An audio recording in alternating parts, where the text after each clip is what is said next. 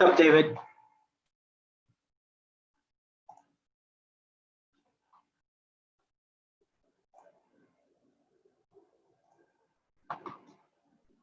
Hey, David, how's it going?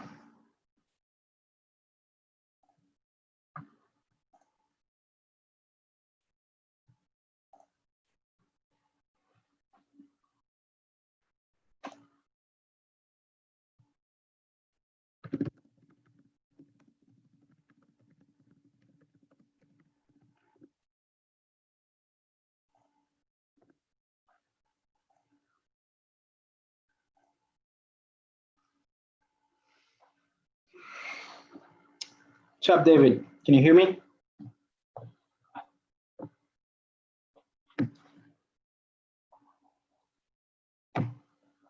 Gotta set up your camera and your audio.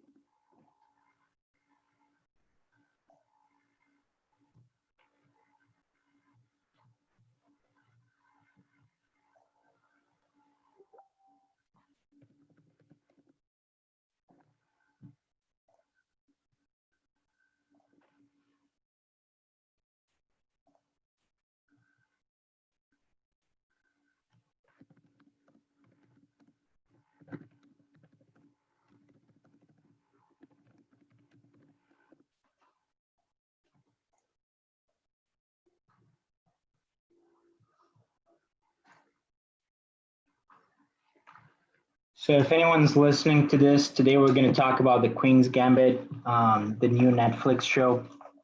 I watched it last week and I really liked it. I thought it was a fantastic show. And I really wanted to talk about it with some friends. And today we're going to do a podcast, me and my friend David, and we're going to talk about the Queen's Gambit. So David is having some trouble with his audio and with his camera, but we should be starting this pretty soon now. So.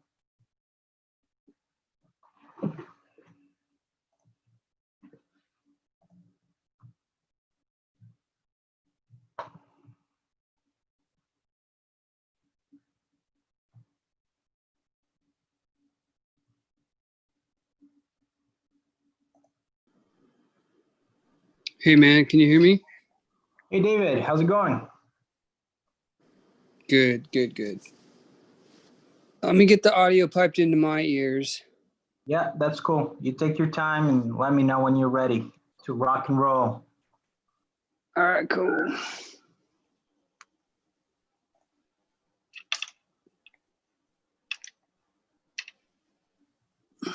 I bought a new setup and I'm trying to get it all configured. Thank you for your patience. Oh yeah, of course. Take your time, man. We're not in a hurry. We're good. We're kind of live on YouTube, but we're just live on my YouTube channel, my personal one. So no one's really seeing this, so it doesn't really matter. But I'm also trying to figure out, while you're trying to figure that out, I'm trying to figure out how I can activate the live streaming for the Talking Movies channel. So it's cool. Gotta activate this on YouTube.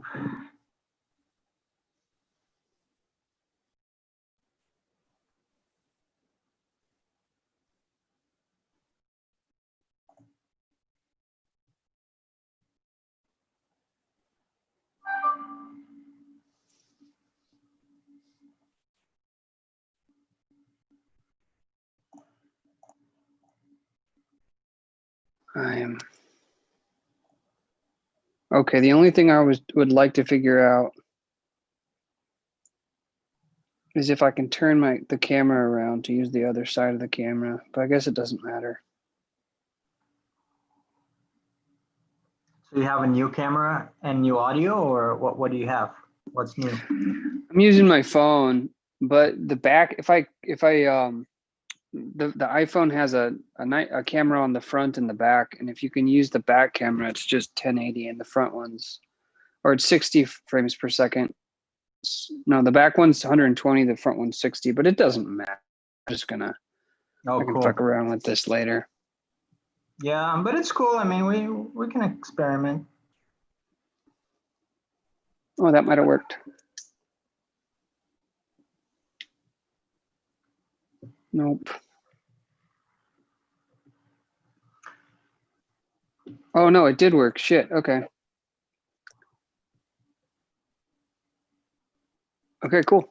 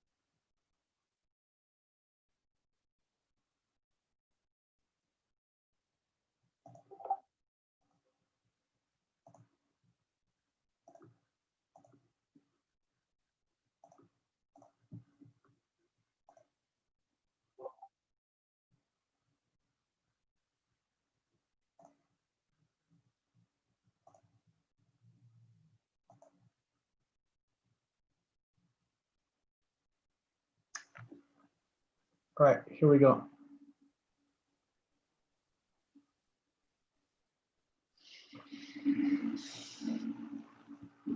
What's up, man? You good? I hope so. All right. I can hear you just fine, and you look good, so should be ready.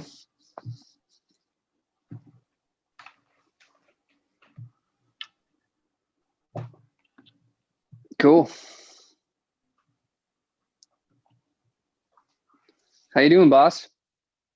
I'm doing just fine. You ready to start this? Should I start recording? Please. And then we can, at the end, we can also talk about some other stuff after we stop recording. If you would So- like to, sure. All right. Record. So, boom, I just started recording. If for some reason my computer dies, just don't leave Zoom, okay? Because I'll join again. Okay. But anyways, welcome to this podcast. This is the first episode. We've been doing some podcasts about movies, old movies, great movies like The Matrix that we did recently, just today. Actually, we recorded it last night, but it went live today. And today we're gonna start doing shows. And the first show is The Queen's Gambit, which is a Netflix show, just came out on Netflix. I don't know when it came out, probably 2 weeks ago or something like that. I watched it last week. And a lot of people have seen this show, and people are loving it. And I loved it. What about you, David? Oh, it was so good. I absolutely adored the Queen's Gambit. I Yes, couldn't put it down. me I neither. think I finished it in 2 sessions, maybe 3. 2 sessions. Well, for me, it was exactly the same, 2 or 3. I'm not sure which one because I watched it so fast. I think, I don't know. It was 2 days, I think. Took me 2 days, I think. But it was so freaking good, and it's a pretty short show because it's a mini series, so it's pretty doable in 2 sessions. I think might have 8 episodes, 7 episodes. I think it's Yeah. 7 episodes. So All riveting, all wonderful.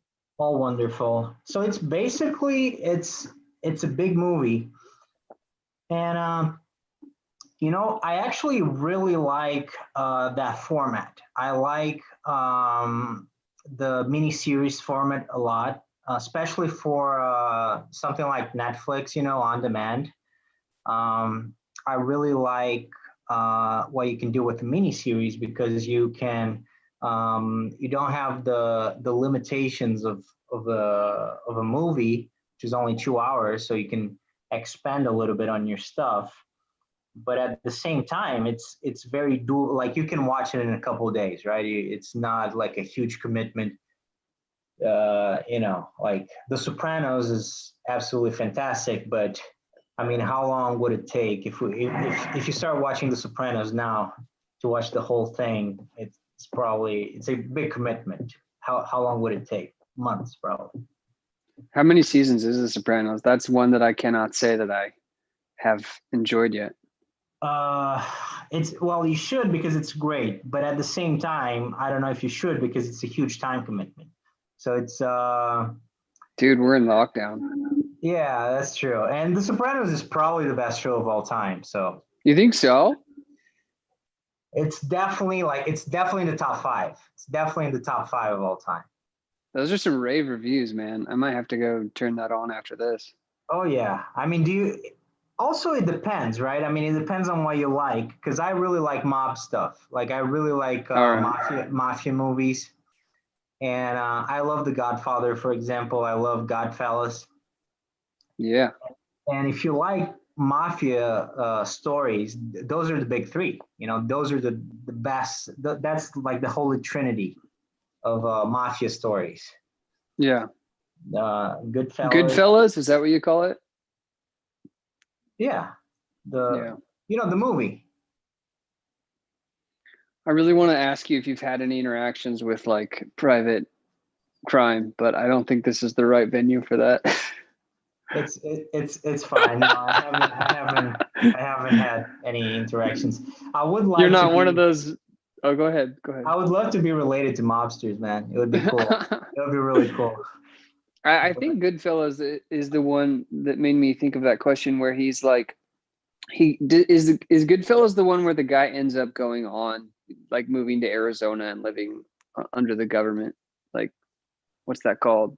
Witness protection. Yes. At the end of the movie, at the very end. Yeah. He has a monologue.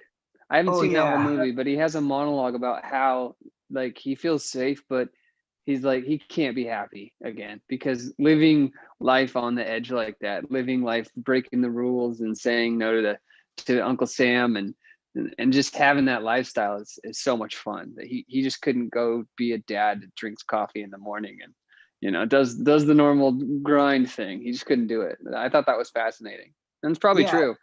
Yeah, I mean that's an absolutely epic monologue, actually, because I mean, but that's the thing about that movie, right? That movie is like It's like the Matrix that we did yesterday. You know, every scene in that movie is fantastic. Yeah. Like that last scene is absolutely beautiful. And you know what he says that it's really funny in that last scene? I don't What does he remember. say? I don't remember the exact words, but it's so funny. And but it's basically he's saying there's nowhere like in 100 miles that I can go and eat spaghetti that doesn't come from a can or something like that. You know? Oh yeah. Yeah, I feel that, man. I Yeah, was that's in like his biggest like problem in life. Like crazy to eat some Italian food, and you know he's he craving just his Italian food, and he can't find it anywhere. And he says he's a schmuck, right? He lives the life of a schmuck. I think that's the word he uses, which is another. I mean, it's so funny that monologue is like, if you like that monologue, you're gonna like them. That movie is absolutely fantastic. We got to do it in the podcast sometime if you haven't seen it, yeah, let's because do it. it's I mean it's epic. It's just a fantastic movie. I mean, like every scene in that movie is incredible. Um, What's the one with Johnny Depp? Wasn't there a mobster movie where he's like undercover? the They one with wanted they Johnny wanted to Depp take is, his shoes off at the Chinese restaurant, and he just won't take his shoes off because he's got the mic in there. You seen that one? oh yeah, man, that's another classic. That's Donnie Brasco. Okay, all right.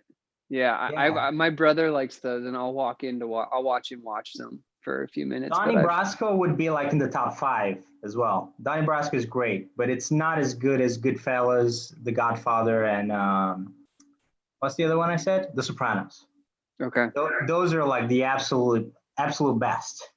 Okay, But I'm gonna watch Sopranos. I need to watch it. It's a cult classic. It's an American phenomena well, institution. it's honestly it's probably the best show that has ever been made. Oh man, that's crazy. And those are fighting words.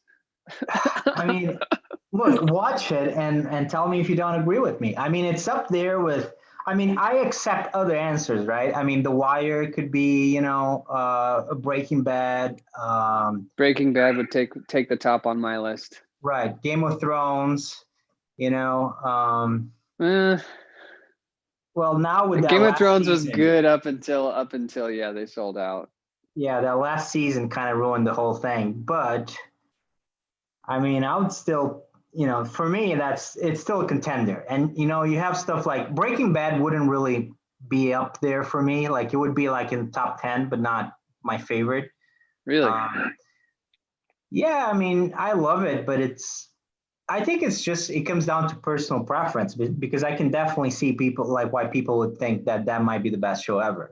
Just like I Yeah. think The Sopranos might be the best show ever. Because when it comes to like your very favorite show, I think it comes down to personal preference to some extent. Sure. Like I prefer like No, Italian. Bruno, you're wrong. You're wrong. I I I prefer set the Italian standard of mobsters what perfection is. to like math drug dealers in New Mexico, you know. But you know, there's people that prefer the New Mexicos, and it's great. I mean, Breaking Bad is fantastic. Have you seen Oh man, what's the new one? Better Call Saul. Have you seen that I one? love it. I love it. I love it too. It's great. Yeah. I think it just solidifies the fact that Vince Gilligan is a genius. If he can do it with a different tone, like the whole mood of that show is different than Breaking Bad, Yeah, it's completely different, but it's but equally it's the great. same. Yeah, Yeah. it's the same at the same time. It has the same mood. Exactly. Yeah, that's what I mean, I think. Yeah. Anyways, this Uh this Queen's Gambit show, huh? yeah. It's it's I mean, it's such a great show. And so what is it? So for me, you know, I was thinking about it. I was thinking about the show, and I was thinking, okay, so I'm going to talk about this show with David. So what are we going to talk about exactly about this show? You know, because The Matrix has, for example, that we talked about yesterday. You know, it has a bunch of philosophical questions that you can, you know, throw at it, because it just like it brings up so much stuff. But in this case, but the one question that for me, I think I want to ask you, why do you think, and I don't know if I'll have anything after that, but I do want to ask you, um, what do you think makes this show great? You know, because I probably talked to about 3 or 4 people about this show already. So it's a great success. Everybody that I asked about this show seems to have watched it and seems to have liked it a lot. And I'm Yeah. just wondering, like, why do people like this show so much? What's so appealing about this show? Because I loved it, but I don't know if, I don't know why other people liked it. Well, I think this would be a fun opportunity to digress into like maybe trying to determine what makes any show good. Or do you want to just specifically call out? No, I mean, we can try to answer both questions at the same time. Sure. Okay. So character development would probably be like a cornerstone of storytelling, right? That's very That- smart. Yeah, I would put that out there as like a plot might be another cornerstone. What do you think? What do you think are the other big factors? I think you're definitely right with character development. I think maybe it's because the characters are so well developed that might be why people like it. The plot, I'm not really sure in this case. Maybe. Um, I would say, well, for me personally, I really like the main character and the style. It kind of goes together. Because she's so stylish, but that Yeah. it's like a personification of the show, right? Because the whole show is like that Yeah. sexy style, and for her, I mean, for that character, that's a big part of her, right? She's a great chess player, but nobody really is interested in a female chess player that looks like Amy from Big Bang Theory, right? I mean, it would kind of defeat the purpose. I don't know if you watch that show, but Did basically, you say like, looks like?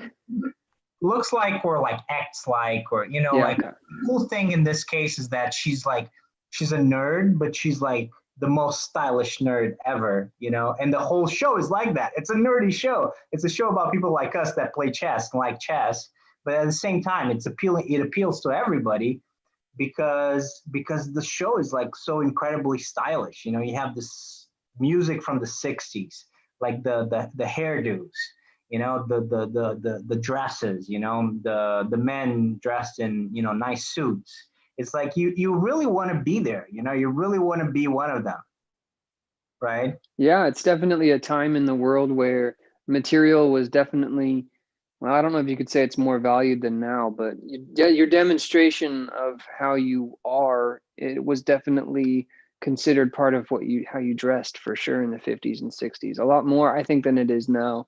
The Well, grunge scene might have come around and been like, hey, we don't need to dress nice or something like that in the 60s or the 80s or whatever. 90s. well, I think you're definitely right that people dress better, right? I mean, if one is to believe the shows, basically, because we weren't alive in the 60s. It reminds me of it's funny how when you get on a recording, everything you try to remember just doesn't pop into your head. What's Yeah, that show? just Donald Draper. Donald Draper. What show does he belong to? Madman. There we go. I wanted to say Mad Max, but I was like, that's not it. That's a It very reminds me of different. Mad Men That's a in like very the different sense. aesthetics. Very different aesthetics. Yeah, but still, both are very good examples of creating a mood with aesthetics. Yeah, True. yeah. Yeah.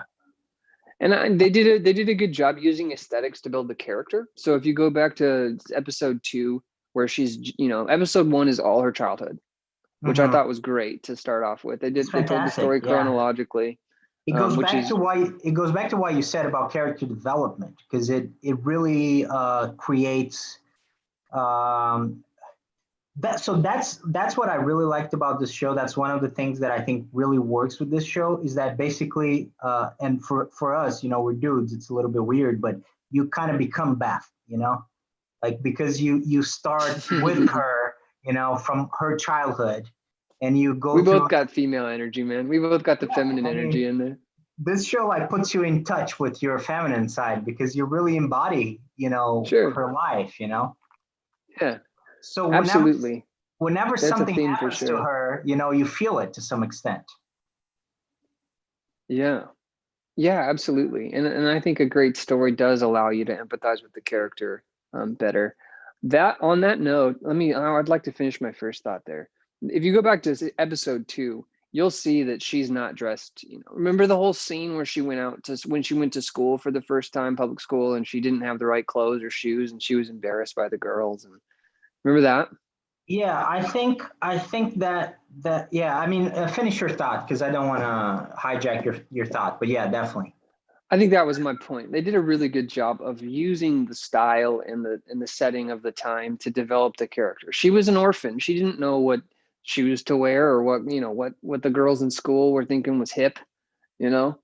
Well, And I think that just to complete that thought, I think that that is part of her development. yeah. She becomes more sophisticated as a person, as a chess player for sure, but also as a person, right? As she rises in the ranks. Yeah.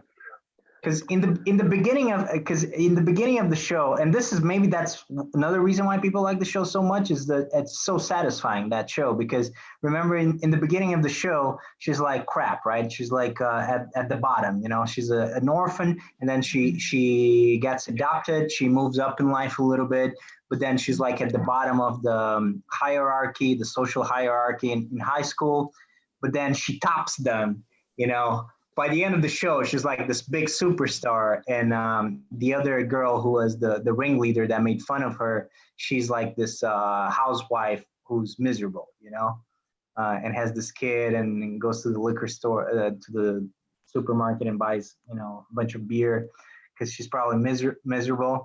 And she's a lot more stylish than her at that point, right? So the style kind of goes with the evolution. Oh, She like definitely outstyles her by the end of the show by a long shot. Like like everybody in the world is like looking at her pictures on the magazines, and admiring her, and she's having photo shoots, and her fashion is becoming a trademark. Like she's definitely like a famous person at that point, and she's famous for her fashion. And the other girls, they never really moved up. They're just like high school fashion. yeah. Hmm. There's so much to say to that. Yeah, okay. And just sticking to the theme of fashion, um, yeah, her sophistication as a chess player, like kind of improved with her fashion as a woman. I don't really have much to say about the clothes she picked. Um, it would be Well, nice to have an opinion from someone who loves she look. clothes. I can only say she looks really good, but other than that, I don't know. Yeah, Well, yeah, no, she's very I can attractive. agree with you on that. She's a pretty girl, yeah, and I definitely had a solid crush on her by the end of the show. Well, I think it's impossible not to. But what's interesting about her is Fair. that um, it's not. I don't know if they did it on purpose or not, but her beauty is not. I mean, it's obvious that her beauty is very. It's definitely beauty, but it's not a classical beauty, right? She has. She's a little bit weird. There's something exotic about the way she looks. Like it's very Ooh, exotic, huh? well exotic. I don't know if exotic. Yeah, I think exotic in a way. It's like unique. It's a very unique type of beauty, right? I think I know what you're talking about. There's And that's definitely a that ten. that that is also she's unique in every sense. She's unique like physically, and also her mind, and also the way she plays. Yeah, yeah. I can't disagree with you on that. Definitely a unique character. But I mean, if you Definitely. everybody fell in love with her by the end of the show. Everybody like pretty much is in love with her. Yeah. No, it's hard. It's hard. It's hard not to. She's definitely a cute girl. Lovely lady. Do you know that actress's name? It's Anya Taylor Joy. Yeah. Hey, Anya, if you're watching this, I'm Well, single. I just thought I'd put it on the I'm on married, the so record. David is definitely the best option. He would be anyways, but Thanks, Bruno. I'd um, be propping you up too, but you're already taken. I'm already taken. But I admire, she's a very pretty girl. And I was gonna say something about that. I don't know. I forgot. I don't know. I was gonna say something related to that. Oh yeah, do you remember that scene with the little boy, the little Russian boy that is playing against her, and he's sort of like dominating her, or He's Oh like yeah. his own, right? Oh yeah. Like he's playing a good game, and then they adjourn to the, Yeah. and the next day she kind of seduces him. Yeah. Remember?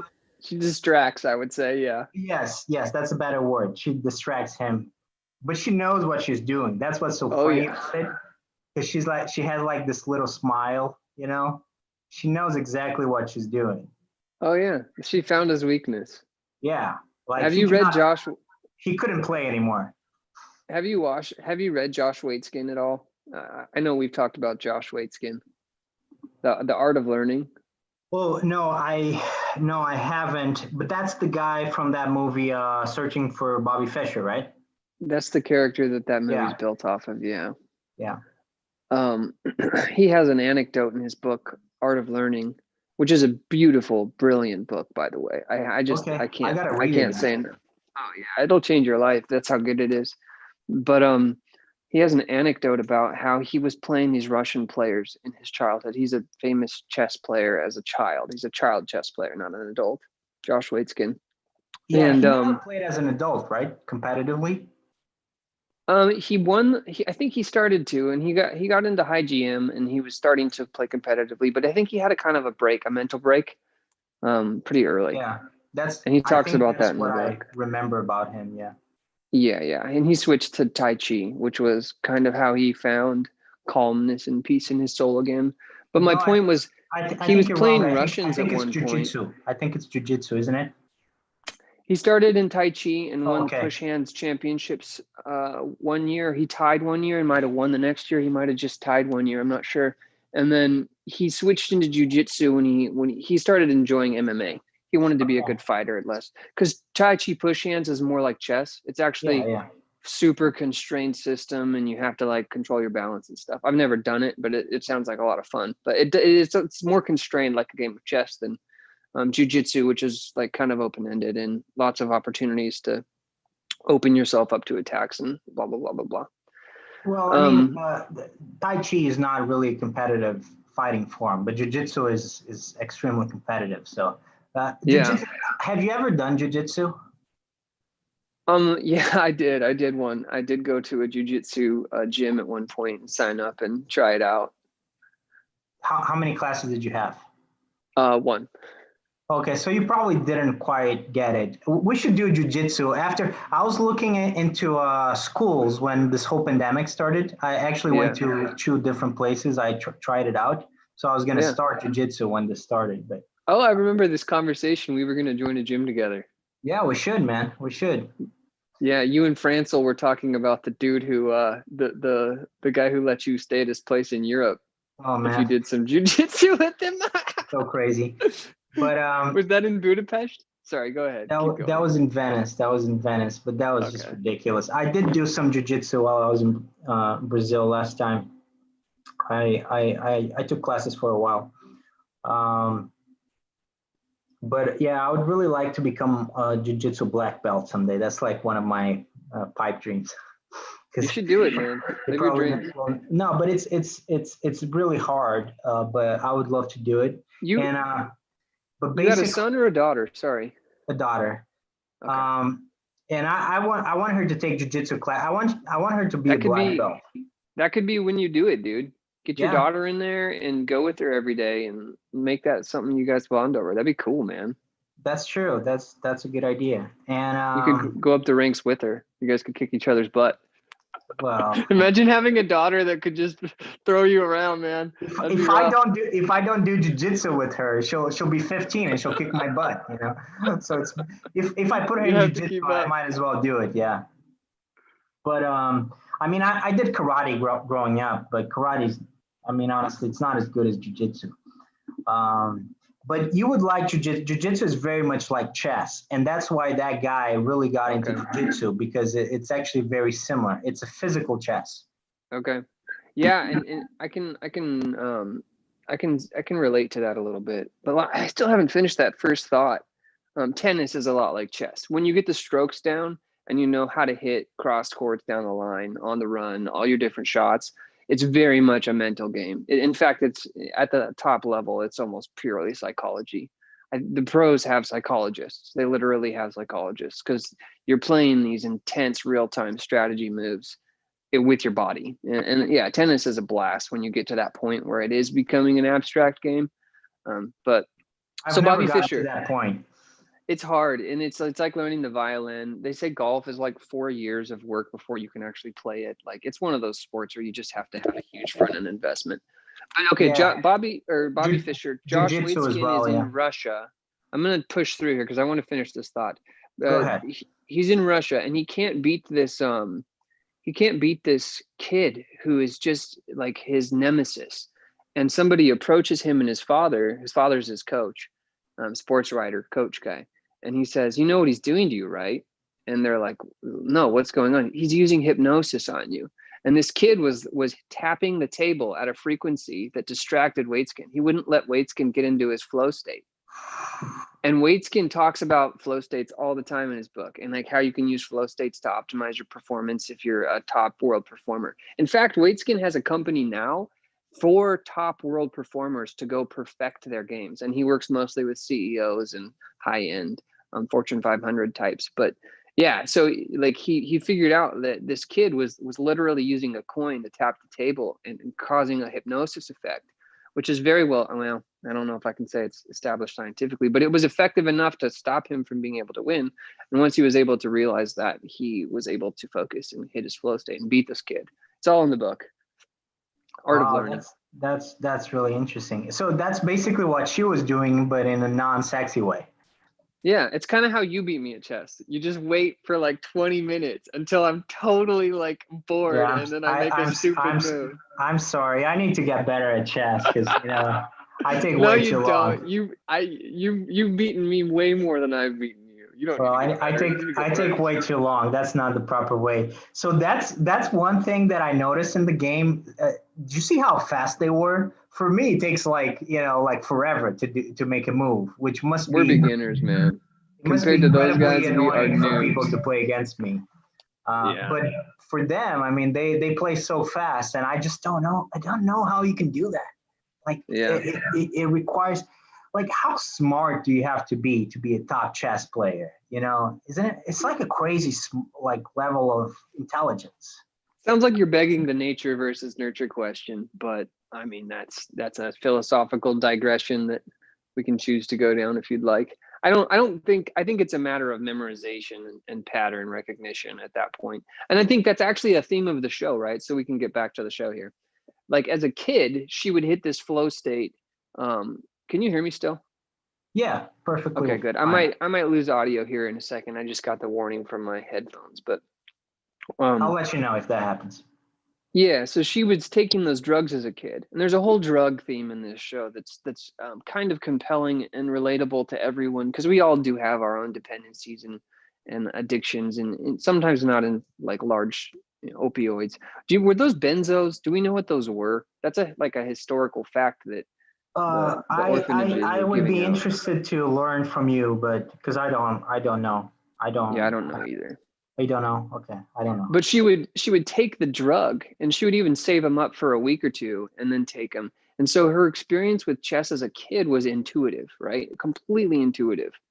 Well, she was an innate genius because that's not normal, right? How can you figure out those things by yourself? Like that's not something a normal person does. Well, I Like mean, obviously she had like some basically chess superpowers. okay, you think she was born with a natural like Oh yeah, for sure. Because tendency? you can't learn that way. Like Well, she what was if the learning drugs put high level her? chess by playing a couple games a week and without learning from anyone. Okay, I'm I going to mean, disagree with you gently, if I may. So, of course, yeah. um, she was playing a lot of chess, is what I would say. She was playing a ton of chess, and she would do it in this state of mind where she's in a high dopaminergic state, right? She floods her brain with dopamines, and then she plays on the ceiling. She's having fun. That's her style. She plays out all the different variations of the position she could be in. That's what normal chess players do.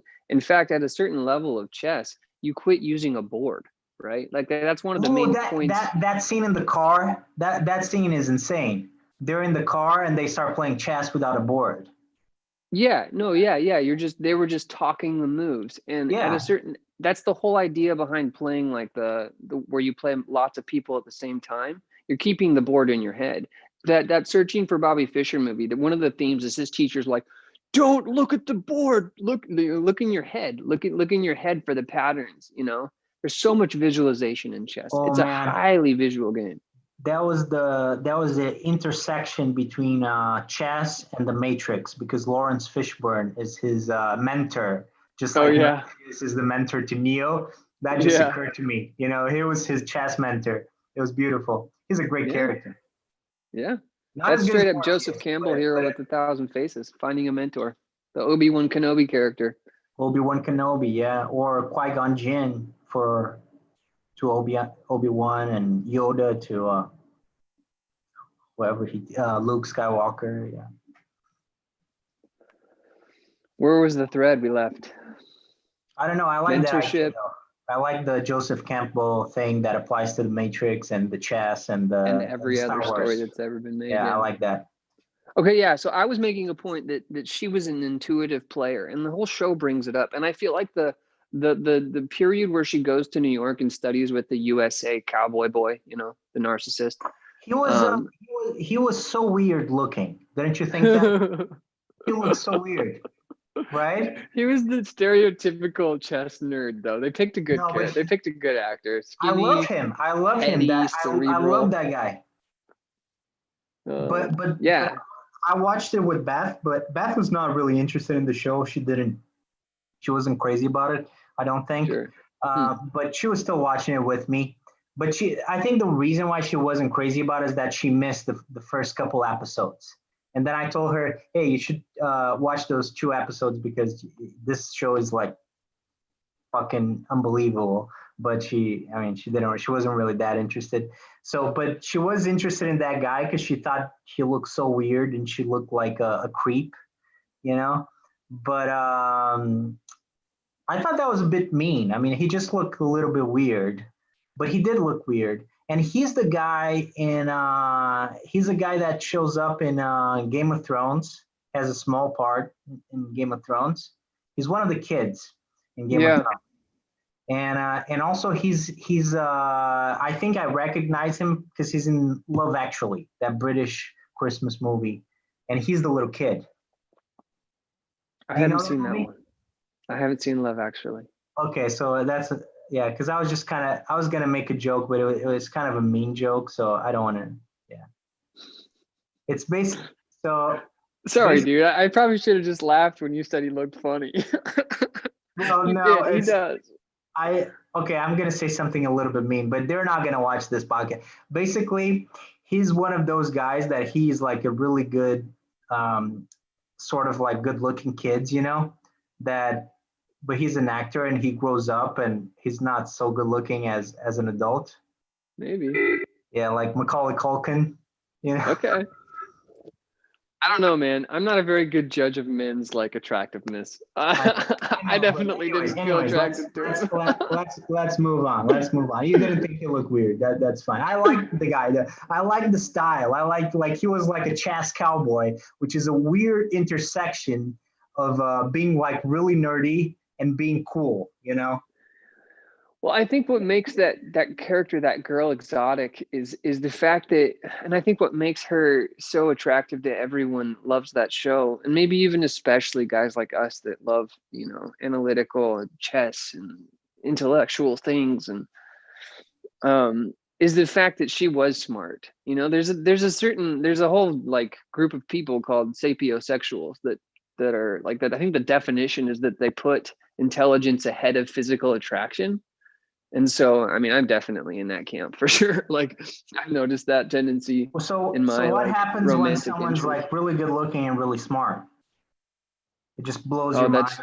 it's just insane. Yeah, she blew my mind, man. It Yeah. is straight up just a mind melt. I was just like, oh, but I mean, Imagine those guys, she's not those a real like person. chess nerds. They've never encountered an animal like her, like a creature like her. It's like what is this? What is this thing? They even had a whole character just for that experience, right? The nerd did he beat her the first tournament, or did she beat him the first tournament? I can't remember. And then he shows back up when she moves back to town, Oh right? yeah, for Right sure. after her spoiler warning, her mom dies. And Beltic? Is it Beltic? Celtic? I can't Meltic? remember. Something like I that. should probably review character names before we record a podcast. Oh, who cares? Who cares? It's Beltic or something like that. But he's an important character in the show. He's her first boyfriend, sort of. Um, Yeah, which is an interesting conversation, I think, especially his experience. Like their whole courtship was so awkward, it's really awkward, but they're awkward people. It's impossible to. That's what's cool about the show, though, that you really like these really awkward characters. Do you think it's fair for us to talk about her like sexual development as a person? Because that's definitely a theme in the show, and it was very Well, strange. to me, it was really weird because I felt like I was Beth, because like I was like putting myself in her position, so it was like I was having like these boyfriends, It's a weird like, and I liked them, that makes it even weirder, because I like the Baltic dude, I like the cowboy dude, and they're all like really bad looking, She's like this gorgeous girl, and she's I dating just like don't these know. nerds, and yeah, but come on, they're not Brad Pitt, right? I mean, you do a Okay, yeah. No, uh, okay, I can give you. My ability to detect if a man is attractive or not is sensitive enough to know that they're not Brad Pitt. Yes, right. They're not it's they're not not in the Brad Pitt territory. I think that's fair to say. sure. Um, and who's the other guy? Oh, she likes the guy that, but I don't think she dates him, like the photographer, right, with the journalist. But she She likes that. likes him. She She's likes really him. into him, but I Yeah. forgot what happened there. Did he diss her or was he gay? I was one of Well, those two. no, I think it's just that he was.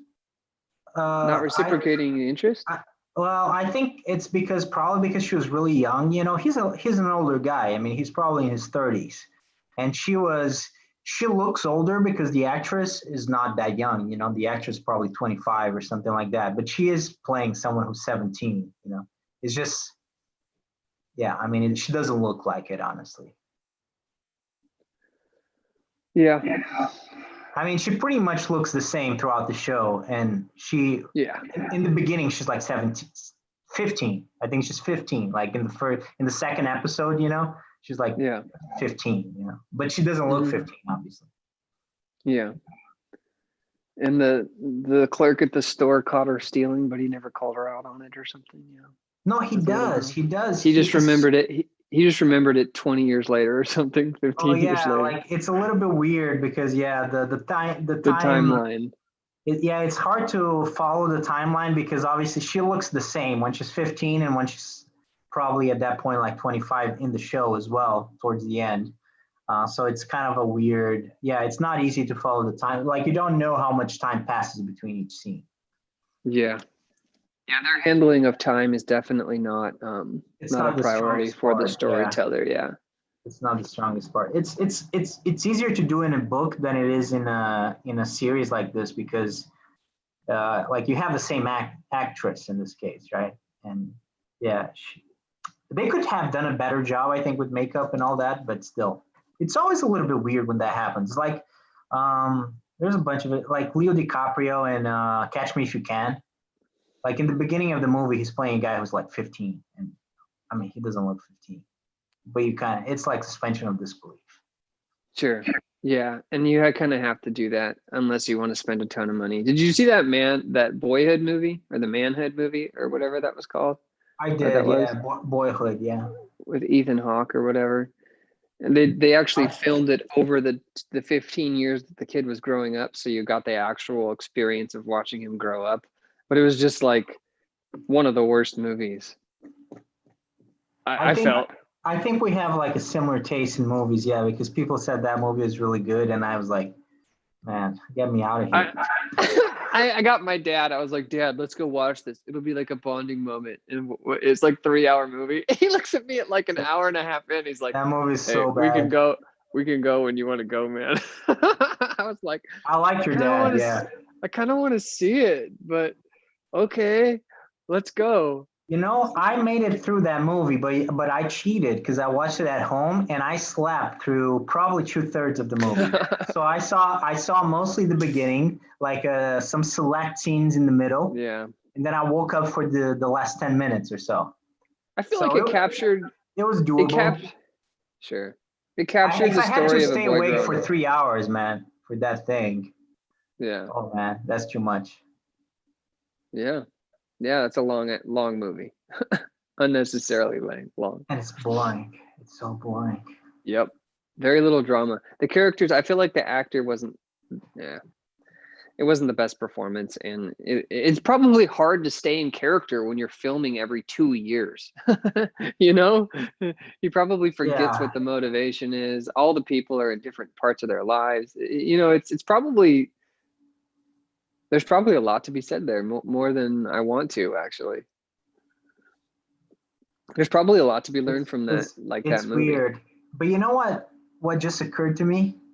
Yeah, This is another, like, my mind is like all over the place. But sure. this is going back to the question I asked you, and you were much better at giving me some answers than I was initially thinking just by myself.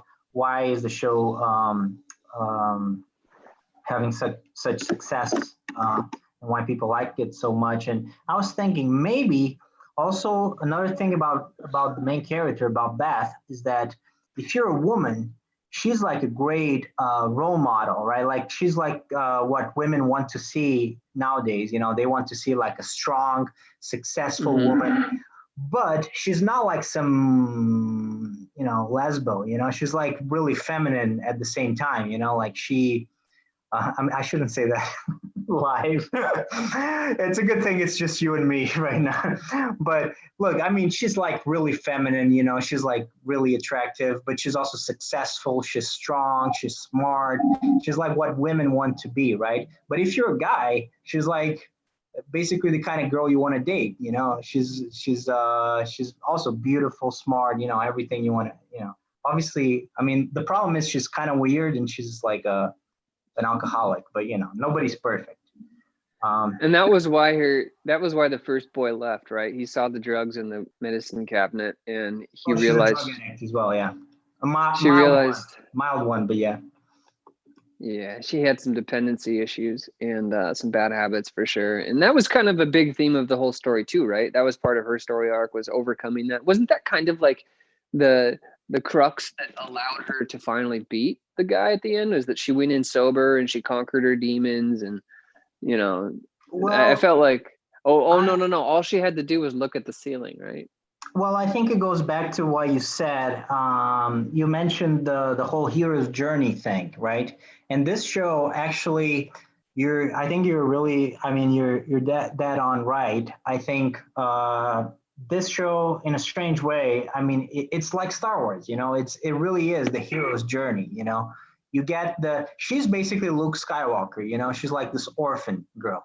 You know, and she meets this guy, who's Obi-Wan Kenobi, the janitor, and he introduces her to a whole world in which she is not the loser, or like Harry Potter, I'm not a loser after all, I'm not like at the bottom of humanity, I'm not just some orphan who's good for nothing. I actually have this really, like, I'm really special. I'm really special. And then she embarks on her journey, right? It's a long journey, but she embarks on her journey and she conquers the world, at the end, just like Luke Skywalker or Harry Potter, and she's celebrated by everybody when everybody knows how special she is. And I think that's and I haven't read the book, the Hero's Journey book. What's it called? The Hero with a Thousand Faces. I Hmm. should read it at some point I don't because think you need to. I think you understand it. okay. So yeah, so I think it basically that's she does definitely has a hero's journey arc, and that's such a good story. I mean, we watch that again and again and again when it's done right. I mean, people love that stuff. I love that stuff. I want to see Luke Skywalker, and if he's like this cute girl that plays chess, I want to see it. Yeah. So you have this departure from like almost medieval good versus evil meta narrative in society, right? And I mean, you can even see it, the good versus evil meta narrative of culture playing out in like post 9/11, where Bush hit the media. His narrative, his propaganda to the media for going to Iraq was they're evil, we're good, essentially, right? It was just a moral argument. There was nothing else to it. And then you have the modernists moving into like measuring everything, right? We see that we can actually use our observation skills to get these what did you just say? Because I'm gonna lay out this framework for the progress of meta like cognition through society, and then I'm gonna forget what I was trying to make a point about. I don't know, man. You just roll with it. Just roll with it. Whatever you're What were we saying, man, talking just about before this? I don't know, man. I'm I not think gonna be able to tie it back in. It's gonna be a waste of time. it doesn't matter, man. Just go with it. I was just saying the hero's journey. That's what I Okay, was the saying. hero's journey. Okay, Yeah. yeah. So you end up with like the culture you're in defines kind of what they want their hero to be, right? So throughout all of time, you have you have Sumerians, you have Egyptians, you have the Hebrews, you have all these different cultures that have these mythologies. They usually have two central myths, right? There's the hero myth and there's the creation myth. And our hero myth has always been this um, good versus evil, and we're moving into a culture where we're postmodern, right? So the big problem with postmodernism is that their interpretation is kind of the truth. It's kind of personified in this statement people make. You hear a lot that's widely accepted to hear, and to accept someone that says my truth. This is my truth, right? Daniel last night in our podcast kind of created a paradigm of like a larger truth and a smaller truth. When you're talking about politically charged ideological themes in a movie, like people that write movies, directors, storytellers have this incredible long-term power to not control, to influence the culture that they're in, right? Mm-hmm. And you can do that very effectively in a culture by propagandizing everyone with these narratives. And I think we see that a little bit here in the feminist agenda of like presenting strong female characters to the world.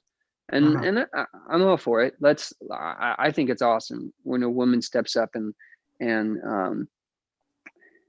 plays a role that traditionally these might have been discouraged to play. I think that's awesome. I think the world needs strong women, and Well, that's great. she's like the female counterpart to Bobby Fischer. I feel like they took Bobby Fischer and made it a female role and then threw it in. Yeah, Like exactly. just Yeah, laid out the that's story. what I'm saying. That's what I'm saying. Yeah, Yeah. she's like Bobby Fischer, but as a female. Yeah. Yeah. Yep. And we got to experience her growth as a person, as a little bit as a woman. We got to see her grow up in that way. Um, uh, there was something about what you said, and I needed to bring up the idea of postmodernism with respect to the medieval like culture. Because The this storyline, good versus evil thing that you're trying to say. yeah, there's a good No. versus evil theme that we're moving away from as a culture in our storytelling. And I noticed that here too. Just so I don't know what you're referring to, the good versus evil. Like in this case, is there a good versus evil, or is there not? Like, what are you saying? Like in regards to that? They took out they I felt like there was a moral component of this character that's missing, right? There was a lot of moments in the show that were she felt incongruent to me, where I was like, who is this person? I've So had a lot there's of friends. and I think you're right. But so basically, what you're saying, just to make sure I understood correctly, is that there's no good versus evil, right? Is that what you're saying? There's less of it. There's Less of it. definitely good versus evil, but it's framed in the context of the current political, situation. Our storytellers are influencing our society with this narrative, and that's almost kind of a minor point. I think the major point is that this character, she was experiencing these relationships, and there's some morality in relationships, especially when you're dating. That's less encouraged in our society. But the thing that really hit me the hardest, I think, was the fact that she was an orphan, right? Right. Have you ever had any friends that were orphans? Have you ever gotten to know any orphans really well? No, no, My not boss, really. the No. lady that hired me at Medtronic here, she just adopted, and or adopted maybe a year and a half ago, and we were talking at one point, and she said, like I'm adopting this kid, I'm gonna love it with my whole heart, but it's coming into a life of trauma. Like when you are, especially if you live 18 years in an orphanage, when you're leaving that, there are abandonment things in you that like are very real, and that's pretty normal. It's That it's she didn't go through any of that. I didn't see any of that in her character. And I have friends that I you when you're a kid, you stay up late and you talk about your deepest, darkest stuff.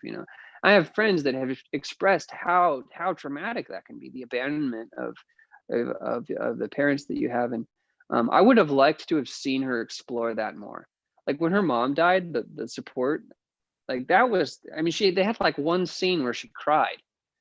Like that would have been like super defining to that character. Like, that would have been world collapsing. She would have, and maybe they did do some of that. Maybe you can help to like defend that idea, but I didn't feel like she experienced much trauma. She was like almost kind of sociopathic or removed well, from her emotions. I understand what you're saying, and usually I would agree with you. But in this case in particular, I didn't feel that way Sure. because she is portrayed. It's just because in this case she is portrayed in a very like special way, right? She's not like all there, right? So I think that's another aspect of the whole chess thing that they want to explore because that's what's fun about it. Because you have the Bobby Fischer myth, especially in American society, because the Soviets had like what 15 world champions, right? The United States has one, Bobby Fischer, right? So he's like Yeah. the archetype of the chess player, and he was crazy, right? So in especially from the American lens, the chess player is like this genius, but a very unbalanced genius because he's also crazy. I mean, this was Bobby Fischer, and then we're talking about this other guy that they made the movie Searching for Bobby Fischer. He also had his own psychological issues, probably caused by overstimulation when he was a kid. Too much pressure and all that. So he had that breakdown.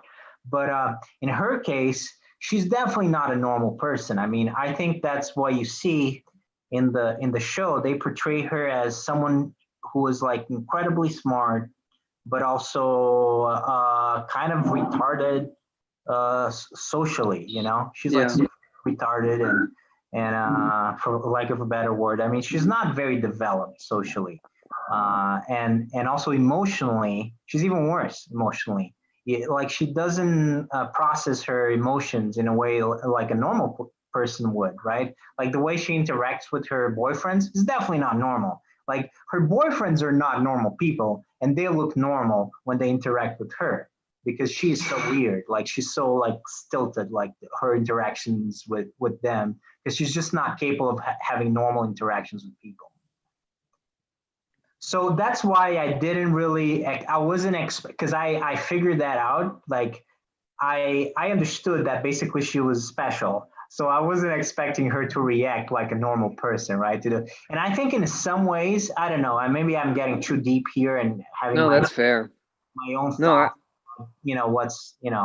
This is just my interpretation, right? It might be completely wrong, but I did think that in a way, like something happened in her mind. That was my interpretation in a way. Something happened in her mind that she was like protecting herself from being too exposed emotionally. So she was like super closed emotionally to protect herself. And that was the only way that she could cope with that. And so she didn't like interact with people emotionally like in a normal way. And the only part in the movie that I think you see her react normally is because she can't contain it, is when she goes back to the orphanage. When she goes back to the orphanage, there's like too much shit going on and she can't contain it anymore. And she ends up crying, and her friend has to console her black friend, Jolene, because the guy died. That guy was like the guy that supported her, like from he was her Obi-Wan Who's Kenobi. the father figure? Hope in life, right? He was her in a weird way, he was her father figure, and he Who do you died. think was more the parent, the mom that adopted her, or the chess mentor I who think it raised was her? both, but I think in his case, it probably hit her a little bit harder because it was all of a sudden she got hit by this realization. Man, this guy was like my guardian angel. He was looking over my shoulder my whole life, and I never even like went back. Yeah. Um, and so yeah, and so I think it hit her a little bit harder, but she also like her adopted mother, when she died, I think, yeah, that's another moment that you see her, you see some vulnerability, but I think the orphanage scene was bigger. Okay. Maybe they did do a better job of it than I realized. Maybe I'm the one who's emotionally insensitive and can't pick up on the cues in the show. I don't know. But Well, this yeah, is I agree just with you. interpretation. I really like what you said yesterday in the podcast. You said, well, what's most important, like what the artist is trying to tell us, or what Yeah. we think when we watch a movie or when we read a book. To me, I mean, I think you're absolutely right. I think it's more interesting what you feel like when you watch a movie or when you read a book, when you look at a painting, because yes, the artist had his own idea or her own idea, but really that doesn't matter. That doesn't matter all that much to you as a viewer. As someone who's interacting with the art. The art only becomes great when you interact with the art, right? I mean, that's Yeah. my opinion anyway. I mean, you could definitely make the opposite argument, but that's the way I see it. No, yeah, that's the great postmodern like thing, right? That's the Wittgensteinian problem, the Chomskyan problem, if you will. The fact that when I use the word love, it means something different to me than it does to you. And I think you can make that analogy for the experience of an entire TV show is as the word love for sure. And then yeah, it makes it, yeah, postmodernism brings its own problems, but I see no reason that we would have to sit down and say this is the truth of what this show means. And I think the people that do that is equally, I tend to I consider myself right now, I consider myself a Taoist, and I've been really exploring like the ideas of balance and the yin and the yang concepts. And maybe there is like room in society, maybe there needs to be room in society for the plethora of interpretations and the influence of all of those things. But there's also a whole lot of value to having structure. And So what does that entail, being a Taoist? I think that's really interesting, but I yeah, don't know much about it. there's two major ideologies that emerged out of China, and one of them was Taoism, and I think it was first. And it's kind of hands off. You kind of just say, "Hey, let's find balance and live peacefully, and live in like the situation that we're given," kind of an attitude. Confucianism was like right after that, and he actually tried to like create a political party. He was very pragmatic, and he found a lot of value in ritual and the tendency to practice essentially like habits, the things that monks would do nowadays, or somebody that would go to church every Sunday and light a candle, ritual. But Yeah. uh, I guess my point was is that like a Taoist is trying to find balance in all things at all times, right? They're not going to pick a tautological or like a one idea to follow in their life. They think that is the mistake. The mistake is that you do choose Christianity and that's the center of it, or whichever religion you're practicing. The Taoist wants to um, accept all ideas and explore them all and hold them all in a balance. Um, Yeah. So it's about balance in the universe. yeah, it's essentially the yin yang symbol, right? You have the black side So always trying to that's where that overcome the comes white from. side. The Yeah, that's a Taoism. Taoist. It's the oldest Okay. symbol in the world, and the center of the black has a little spot of the white, and the center of the white has a little spot of the black. So they're essentially the same thing, which is like kind of the other big idea in Taoism is that we're all the same thing, which has really been changing me lately. Actually, whenever I get mad at someone recently, I've been thinking, David, that's something that you're recognizing in yourself that you need to, come to terms with. And I'll start asking myself, and this is new for me, and something that Christianity never taught me, something that atheism never allowed. But it's kind of like, it's helped me a lot when I'm trying to interact with people and I'm getting frustrated with them. It's like, no, David, this is you. And you've done this to someone before too. That this is something that is within you as well. You're human, just like this person. You remind me of a Jack Kerouac. You're that kind of figure. You're like a Jack Kerouac. Yeah, in Dharma bums. You got me smiling. That's a compliment. Of course, it's a compliment. Jack Kerouac is one of my biggest idols. You just love throwing out compliments, don't you? Yeah. Well, no, I mean, only when they're due. But you're like that kind of guy, from the West Coast, and you have like spiritual notions, and like you're like this enlightened being, like Jack. Oh no. Nowhere near enlightened. But he was very enlightened. He was he's like one of my favorite people of all time that I haven't met. Jack Is there a big hippie community out there in Portugal? Is he still alive? Is Jack Kerouac still alive? No, he died a long time ago. Okay, that's what I thought. He died a long time ago. But is there a big hippie community out in Portugal where you grew up? Yeah, but I mean, I don't like hippies. I don't like hippies are disgusting. I like the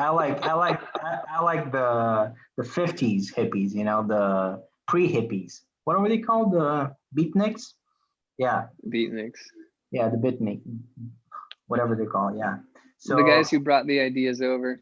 Yeah. Okay, yeah. So those are. It was different from because by the time you get to the hippies, and maybe I'm talking out of my ass because I wasn't there, and how many hippies have I ever met? But I mean, it just seems to me a lot more shallow, more institutionalized, like it's a mass movement.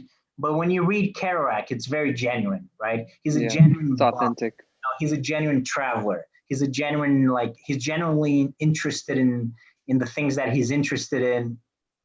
For example, spirituality. Like it all comes from a very genuine place. And I like that. I don't feel bad about the hippies, but maybe I'm being unfair. I mean, how many hippies do I actually know? And also, I've met hippies that are hippies from the 2000s. Hippies from the 2000s are not real hippies, Hipsters. Yeah, they're like I don't know what they are, but yeah, it's not the real thing for sure. Yeah, man. There's definitely a gradient of people that are just selling out to the hippie institution or the religion of hippie, if you will. And then there's the genuine article, and they're all over the place on the West Coast. There's definitely more of that ideology in Portland, Oregon than Seattle or LA. It's just because there's not as much money in Portland, but there's a lot Oregon, less. Right? Are you from Oregon? Yeah, or? I'm a Portlandian, yeah. So you're like from the best place in the West Coast.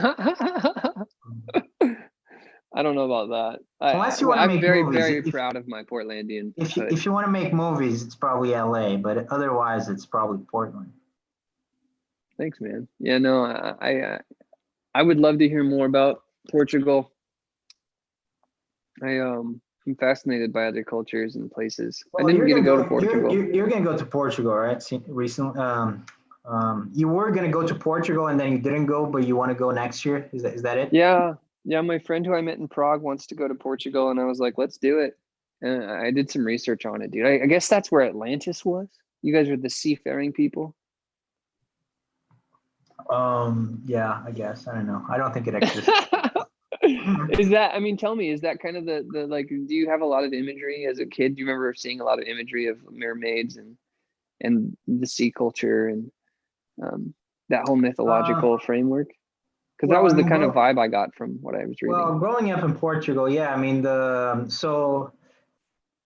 it's very different from the United States because the United States is here and now, like the United States, this is like the golden age of the United States. So this United States culture is,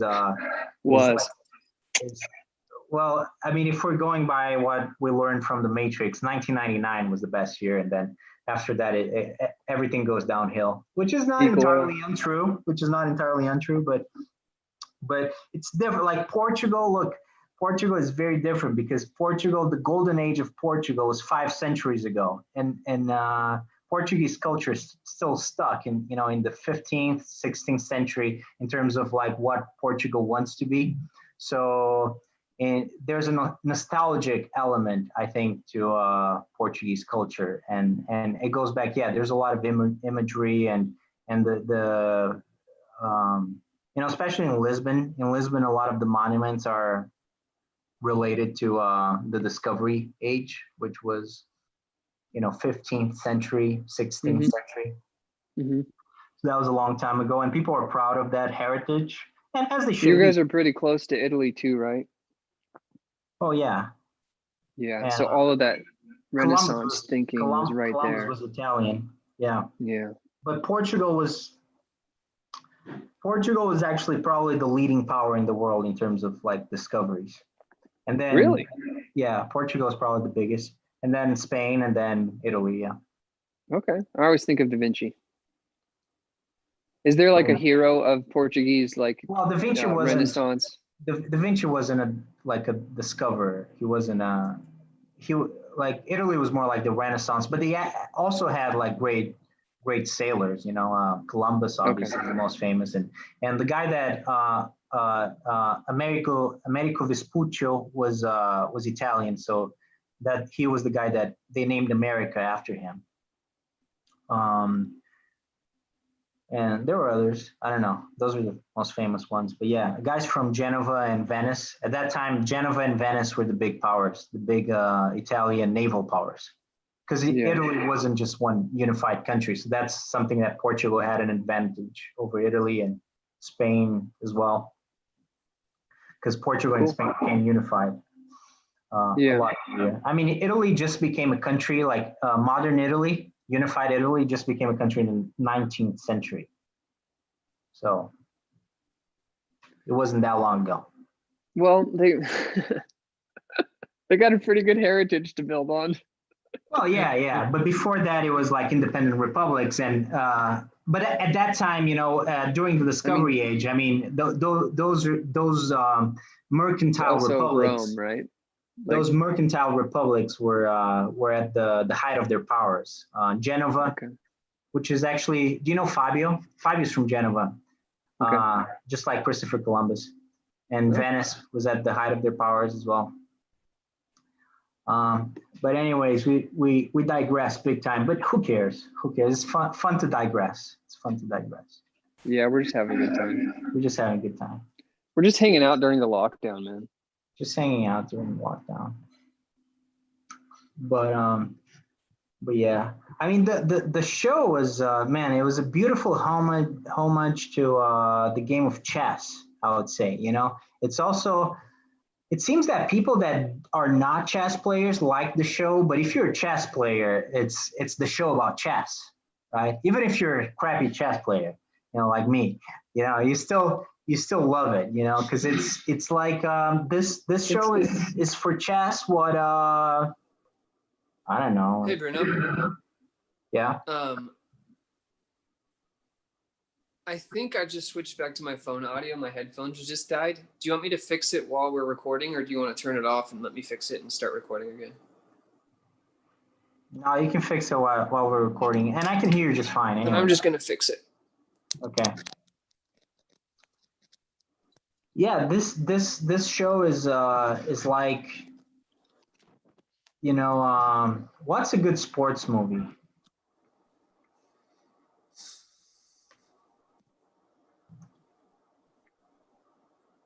I don't know. It's just it's a great like chess movie. It's a great chess show, basically. But yeah, I'm just gonna pause this because I don't know if you can hear me.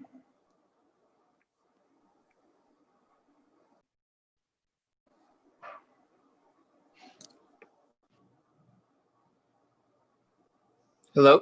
Testing Yeah. 1, 2, 3. Yeah, I can hear you. All right, cool. Sorry, man. It's cool. It's cool, man. Can you see me? No, it's really dark. Okay. How does the audio sound? Is it better or worse? It's good. Sounds good. Okay. I switched to audio signals. But I'm looking at the computer. Now I'm looking at you. Are you Okay, good? cool. Good to go? Oh, you know what? No, hold on one second. Sorry, this is my first time using this. Oh, it's fine, man. It's fine. But yeah, so yeah, this is a great sports movie slash show. Yeah, are you good? Yeah, does it look about the same? It looks about the same, yeah. Okay, I'm gonna resume. Okay, so yeah, we're saying like this is a great, yeah, it's a beautiful homage to the game of chess, and it's and going back to what I was saying, like series, like the zeitgeist, like today, before I feel that movies, like we did the Matrix yesterday, the Matrix podcast. I feel that movies were great, were basically the greatest expression of like pop culture until the late 90s, like 1999. And then you get to the 2000s, and slowly that I think there's a shift towards people get more interested in cable shows, when shows become really good, and stuff like The Sopranos and The Wire, and then later on, your Game of Thrones and your The Walking Deads, and those become really like the big juggernauts, and pop culture becomes dominated by those shows. And now you have Netflix, you have the streaming shows, and everything is about, on-demand TV. And I mean, even before COVID, I don't think movies really were the greatest expression, not by a long shot, of pop culture. People are really what people want to watch and what people talk about are really Netflix series and HBO series. What do you think about that?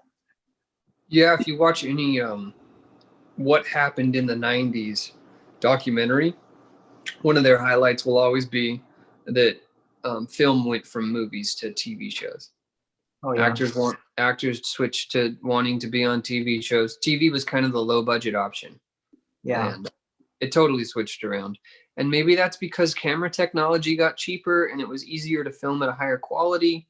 What do you think would catalyze that? What do you think would be the trigger there? I think cable was a big part of it. There was definitely something clicked, and I don't know if it became cheaper, the technology, or what it was, but especially with HBO. HBO is when they started making like these really good shows, and that's when you get your The Wire, your The Sopranos, and people start watching that, and they go like, I mean, this is what is this? I mean, this is not a normal TV show. This is not like the episodic, silly thing that you watch, while you're having dinner. I mean, this is like really good drama, on par with a movie, but it's something that it's much bigger, that it's in a sense more compelling. People talk about it more because you get an episode per week, so it builds momentum. And after that, you get a bunch of great shows. It's not just HBO, it's like AMC and FX and Showtime and Stars, and all kinds of networks start investing in these shows, and also streaming. Even before Netflix, I mean, people are also, especially, I was living in Europe, nobody had Netflix, so what you did, you just pirated shows, and people watch shows online, and that was just the way of the land. There was no even other option. But look, I think I had never watched like a show from the beginning to end until probably 2010 or something like that. And the first one I watched is probably Friends, which is a bad example for the purpose of this, but I watched the whole thing, and I was like, why? Let me watch like a series show now. And that's when I started getting into the Sopranos side of things. And after that, I never stopped watching shows. But that was kind of around that time that people started watching these shows.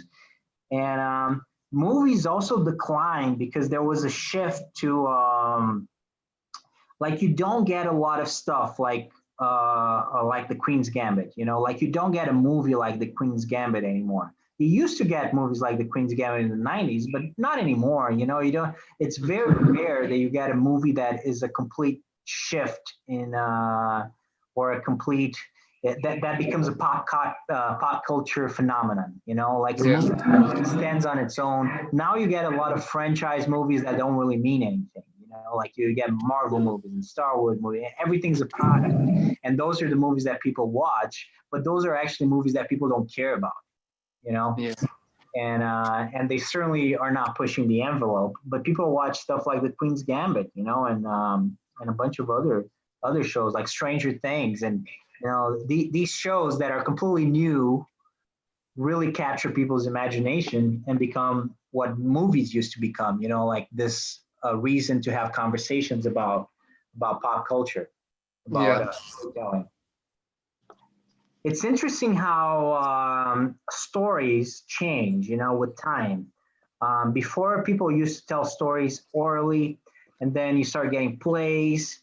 And I'm not following the timeline precisely here, but then at some point in Europe, people used to watch operas, then plays, you know, again, and the radio at some point, you know, TV sitcoms, like movies became a big thing in the United States, eventually became like a worldwide phenomenon, a way of telling stories that everybody would know and reference. And now it's really not movies anymore. Now it's cable TV shows, and now it's not even cable TV shows anymore because it's streaming shows. Netflix, HBO is not even just on cable anymore. HBO is now HBO on demand. You know, HBO Max, yeah.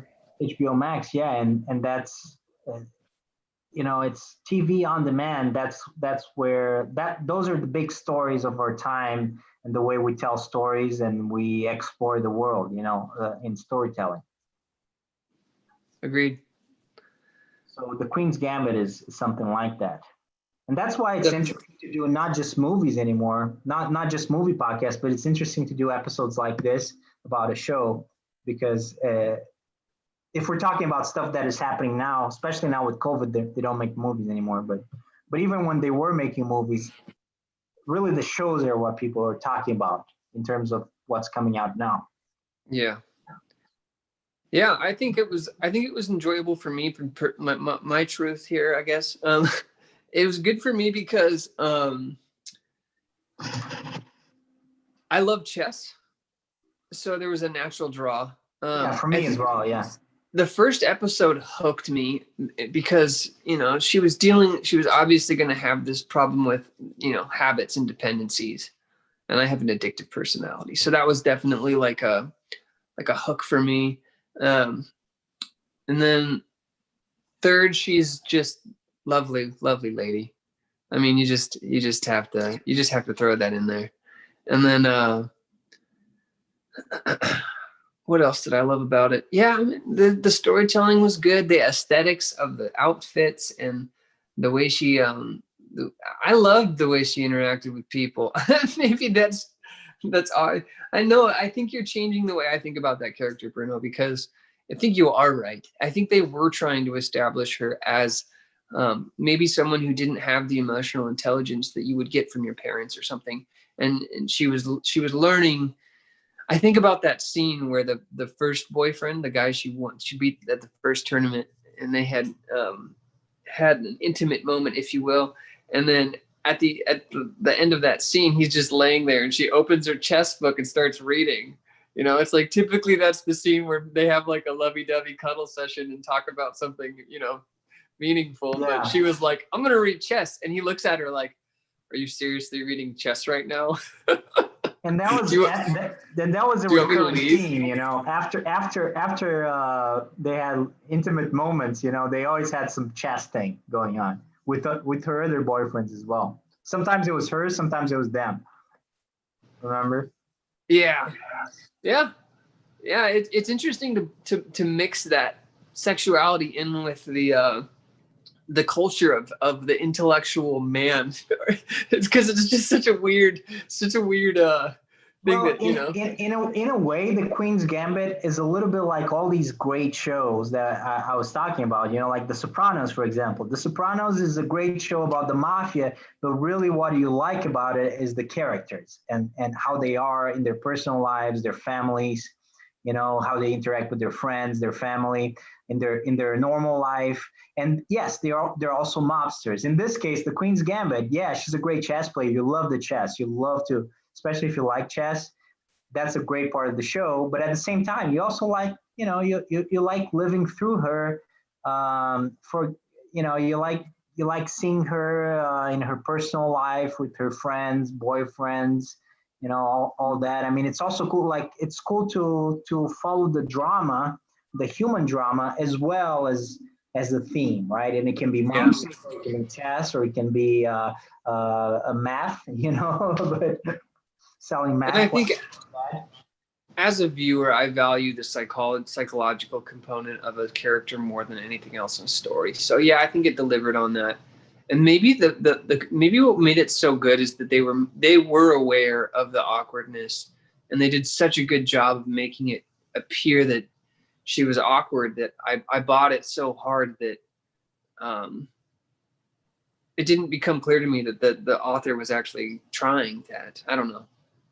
I don't know what the author was trying, but she was definitely a little bit, she wasn't normal socially. I think that's fair to say. Yeah, and that character wouldn't be Yeah. without a lot of effort. That's the whole thing. Yeah. I mean, an American story about a great chess player, I mean, it couldn't be about someone normal. Bobby Fischer is too much of an inspiration. Well, maybe what we're realizing is you can't play chess seriously and still be normal. Yeah, I don't know. Yeah, we'd have to go through like all the chess champions. I don't know. I don't know if they're normal people or not. I don't know. I don't know much about Magnus Carlsen, the current world champion. He seems like a fairly normal guy, but I don't know. Maybe he's a bit of a weirdo. I'm not sure. Who knows? I think he's like, I heard that he's really good. Apparently he must be like a super smart guy or something, because he started doing, like, fantasy football. Mm-hmm. But you have that for European football as well. So he got into fantasy football, and apparently he became one of the best fantasy football players in the world. Mm.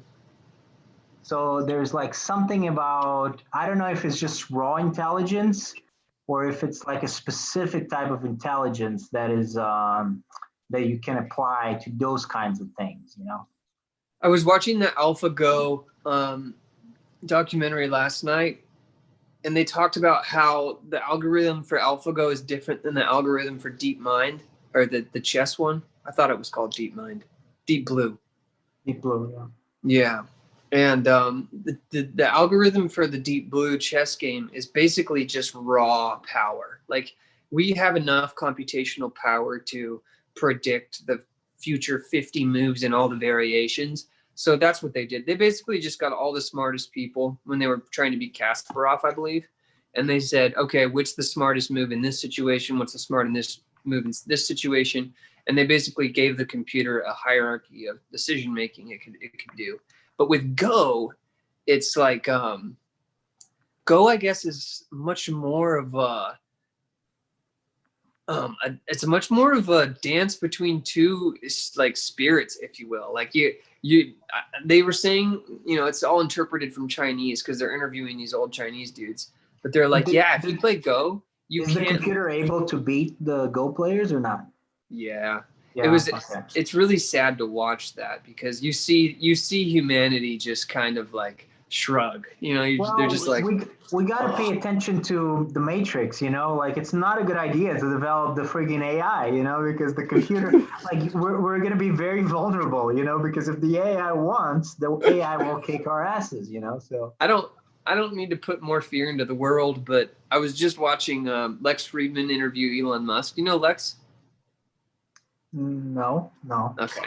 He's an MIT PhD artificial intelligence guru. He's really young. He's our age, I think. But he was interviewing Elon Musk, and Elon was like, yeah, we're hitting that point where we're going to have AGI soon, and we'll see if we're in charge. He's just like casually saying, yeah, they just might take over, like.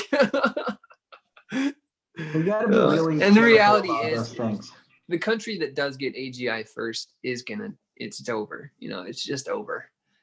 So what is that exactly? AGI? It's just artificial intelligence. Yeah, I wish I had like a piece, I wish I could just like draw up a graph on this, but basically you have like, I'm trying to look at my video here. You have like human intelligence, right? Okay. Most artificial intelligence isn't what the common person like would consider intelligence, right? It's an algorithm that we've predetermined that is the best way of handling a situation. And the problem is that most situations in life are so complicated, you just can't write an algorithm for it, which is the perfect, like it completes my whole thought about the Deep Blue versus Go. Go uses machine learning, whereas Deep Blue uses the algorithm. Trying to keep my thoughts together here. So artificial general intelligence is a software that is capable of handling basically every parameter that you handle, right? So as a human consciousness, you're capable of determining what the important factors in your environment are and making decisions on that. AGI right now only takes in AI right now only takes in the factors that we tell it to take in. AGI would be like all purpose. So you say, go over to that fridge, it learns the path to the fridge, the obstacles in the way of the fridge, and everything that could go wrong in that process. And then it maneuvers through that. So it basically can teach itself, right? AGI. It's us, except it's faster, and it learns like just like a million times faster. So basically, as soon as it hits our level of intelligence, it's over. It's already over. In like the next few seconds, it's already so superior to us that. That's another reason why we really need to have, I think we need to have a global form of governance. It doesn't need to be a world government, but we need to have like a very strong United Nations, like there needs to be a control, over these things. Yeah. It's not going to happen. It's not going to happen. But if it doesn't happen, we're going to destroy ourselves. Yes. Because there's no other outcome. Imagine 1,000 years of us playing God, like there's no other outcome. We're going to destroy ourselves if there's no control. Yeah. And who's to say it hasn't already happened a couple times? I think about like these oil wells we hit, like the half-life. It's a question of the half-life of carbon, right? It's all these dense carbon deposits. What would our city look like in 1,000 years under, how many layers of dirt? It'd be one lump of carbon, right? I mean, a million years later, the city of Minneapolis is a giant oil well under the ground. I think that when we hit these oil wells, what we're hitting is ancient cities that have been there for millennia. And humanity's been through several cycles of growing and destroying itself already. That's my personal pet theory, I guess. That's kind of a fun one. There's no evidence. I mean, there's no way to prove it. Conspiracy theory territory here. Man, why does everybody call anything that doesn't have proof a conspiracy? It's like the worst. It's the worst fallacy ever. It's just a logical progression of thought, man. No, I like it, man. I like it. I like the idea. I think that, maybe that's possible. Who knows? I think that it's kind of far-fetched. We need to control these things for sure. It doesn't really matter what we do. We need to control these things, because if not, it's not going to end well. It's for sure. No, you're right. And Elon, if you watch any interview with Elon, he's gone to bat for regulating AI development, and nobody's doing it. Anyone can do it. It's like the whole issue with CRISPR, right? Well, people are blind, because like world leaders are very stupid. Honestly, they're blind because they're not really seeing the issues. I mean, you have to have people like Andrew Yang in positions of power, at least as counselors, because they really need to understand the issues that social media brings, the issue that artificial intelligence brings. You know, Yeah. all the scientific stuff, nuclear. You know, Yeah. global warming, environmental degradation. I mean, there's a number of things right now that are not being addressed in a proper manner, and basically, just one of them can, you know, destroy everything. Yeah. So, I mean, that's kind of the problem with democracy in a way, you know, because democracy is like our election process is very bad because it's a popularity contest, and We're not a democracy. We're a republic, right? We're a democratic republic.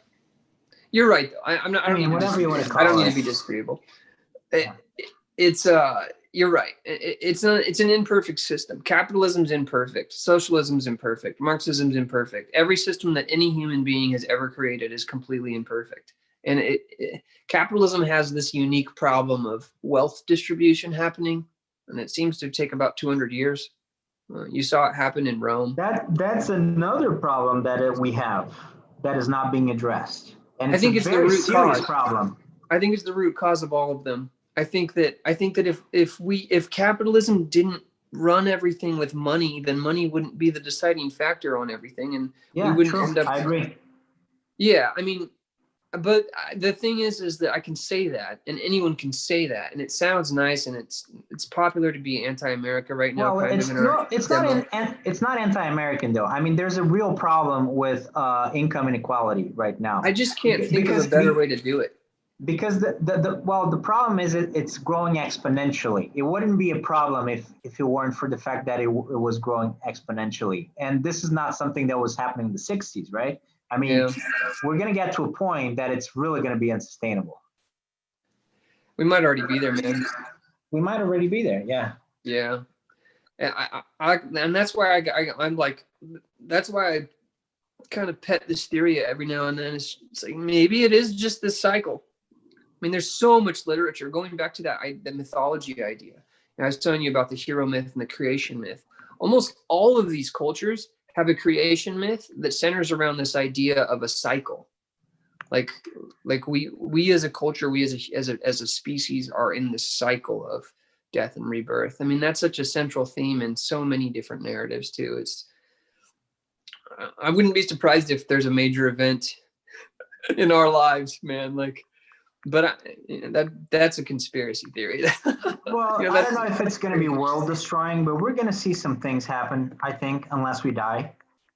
Because, I mean, yeah, they're going to look, this income inequality thing. I don't think this is sustainable for more than, say, 20 years. I mean, something's going to happen.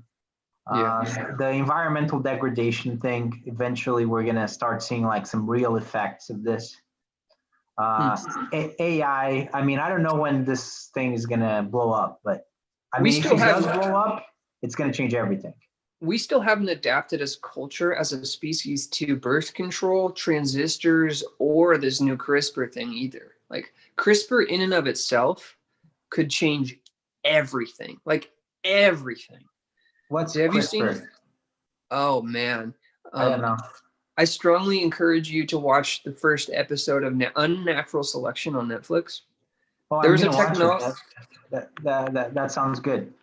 That would be a good topic for the philosophy group too. But about 4 years ago, they developed gene editing technology that's very accessible, super cheap as well. So if you watch that documentary, it's like the first episode, they talk about the democratization of the technology, but that's less of a point as much as like how much it can actually change human biology. Imagine having eagle vision. There's a gene they're looking for where you can like splice your genes and suddenly you'll be a muscular dude. Like, yeah, change your eyes. Harari talks about that kind of stuff as well in a pretty interesting way. You know, you've all know it's Harari. Here, dude. Yeah, I need to still read *Sapiens*, but you guys have all talked about it so much. I feel like I have. Well, at some point you gotta read *Sapiens* because that's just one you cannot miss. But he goes more into philosophy and technology. He goes more into that in *Homo Deus*, and 21 Lessons for the 21st Century. It's like the 3 books. Okay. But Sapiens, I would say, is the best one. But really, where he goes into the technological issues, it's more Homo Deus. That's the big one. There was this really cool Indian guy in Prague that I met. We went to the castle up in Prague, and he was reading him, and he told me not to read the one about the future. He said, read the one about the past and the present, but don't clutter your mind with someone else's ideas of the future. I thought that was interesting. Just felt like sharing. Yeah. I mean, I disagree with that. I think that it's not like you need to agree with anything, you know. But I think he raises a lot of interesting points. But what I do agree with is the Sapiens is the one I like the best, which is the history one. Yeah. I've heard a lot of great arguments. He's a historian, actually, you know, so that's why he wrote the book, because he's a historian. The other one is because he's a historian, but he became, as an academic, he's really more interested in technology. Okay. So he kind of like mashes both. Yeah, I need to check it out. But I think I already know the solid ideas, and I Sapiens. think I've already bought it, but I'll read it again. I'll read it regardless. But yeah, man, this was a great conversation. What do you think about? Is this a good time to think about ending it?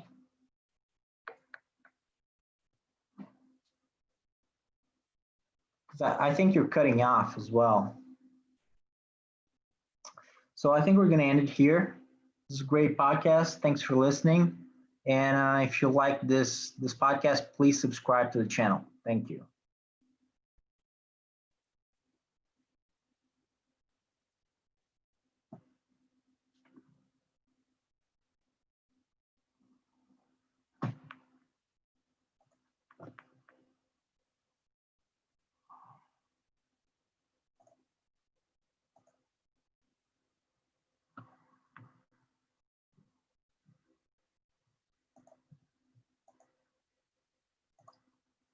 And I'm also going to end the live feed.